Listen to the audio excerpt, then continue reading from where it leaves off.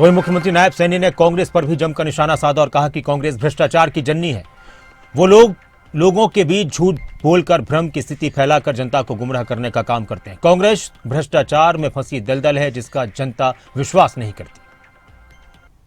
कांग्रेस भ्रष्टाचार की जन्नी है और कांग्रेस बगैर भ्रष्टाचार के कहीं उनको दिखाई नहीं देता कुछ भी। वो भ्रष्टाचार की दलदल में फंसे हुए हैं, उनको भ्रष्टाचार के आरोप उनके ऊपर लगे हुए हैं और वो कभी भी कोर्ट उनके ऊपर संज्ञान ले रहा है और गंभीरता से कोर्ट उनके ऊपर संज्ञान भ्रष्टाचार को लेकर के ले रहा है और वो लोगों के बीच में झूठ बोल करके भ्रम की स्थिति फैला करके लोगों के अंदर बड़गड़ाने का काम करते हैं।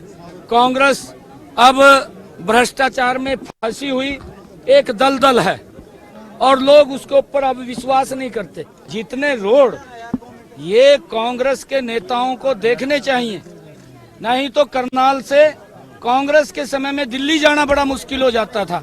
ये 2014 से पहले की बात कर रहा हूं मैं, लंबी समय की बात नहीं कर रहा। कांग्रेस की सरकार दिल्ली में भी थी, कांग्रेस की सरकार हरियाणा में भी थी। भूपेंद्र सिंह हुड्डा काला चश्मा लगा करके चलते थे और काला चश्मा लगा करके चलते थे, उनको सड़क दिखाई नहीं देती थी, हर रोज एक्सीडेंट होते थे। 2014 के बाद हमने 4 लेनिंग बनाए, 8 लेनिंग बनाए, 14 लेन बनाया दिल्ली से लेकर के पानीपत तक। ये भी उसको समझना चाहिए। हमने लोगों के जीवन को सरल करने का काम किया है और भी सड़कें बन रही हैं। हरियाणा के हमने पिछले 10 वर्षों में हर जिले को 4 लाइनिंग से जोड़ने का काम ये हमारी सरकार ने किया है। ये भी भूपेंद्र सिंह हुड्डा को समझना चाहिए। उसको किसी की सुविधा से मतलब नहीं है, वो बापू बेटा लगे हुए हैं कि वही बेटे को किस तरीके से प्रोजेक्ट किया जाए और उसके अंदर लगा हुआ है। परंतु कांग्रेस की हालत बड़ी खराब हो गई है। अब उसके पास कोई ना तो घास डाल रहा है ना कोई दाना डाल रहा है। आज मैं ये विश्वास के साथ कह रहा हूँ, जब अक्टूबर में चुनाव होंगे एक तरफा मैंडेट भारतीय जनता पार्टी का आएगा। हम सारी सुविधाएं और लोगों के जीवन को सरल करने का काम निरंतर कर रहे हैं।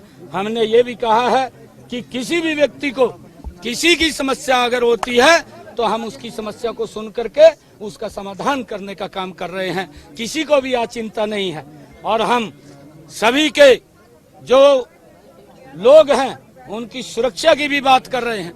हमने पुलिस को भी ये हिदायत दी है कि अगर जिस प्रकार के अगर कोई गुंडा प्रवृत्ति के व्यक्ति है, अगर कोई इधर उधर की बात करते हैं, उनके खिलाफ सख्ताई से हमारी पुलिस पेश आए। किसी भी व्यक्ति को बख्शने का सवाल नहीं है, चाहे वो कोई कितना बड़ा व्यक्ति उसके पीछे काम कर रहा हो।